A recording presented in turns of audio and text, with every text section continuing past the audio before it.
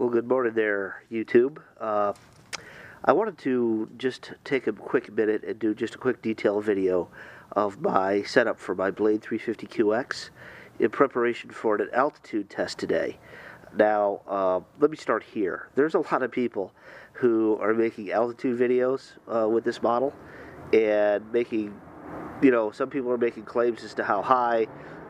Even there was one joker out there who said it was 7,000 feet, which simply is not possible for a model of this size.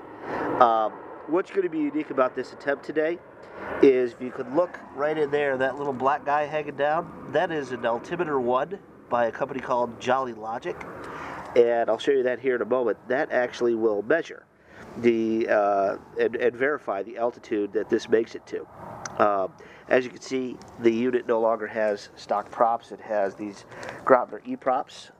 These units are the 9x5, and as you can see, that's about as big as you could go on this guy. You could maybe get away with a 10-inch, but it would be pretty close that they may be touching. And obviously, the bigger you move up, the more efficiency you gain, but also the more power it takes. It shortens up your flight life, all those types of things.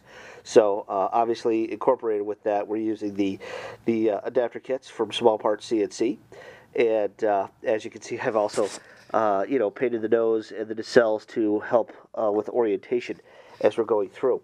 I wanted to show you real quickly this altimeter, this little guy right here. Again, it's an Altimeter 1 by Jolly Logic. I'm just going to turn it on, and as you can see, it shows 0 feet. It's been reset. I will, when I do this video today, we're going to do the attempt here in a couple hours. As soon as the cloud cover clears up, we're supposed to get some sun.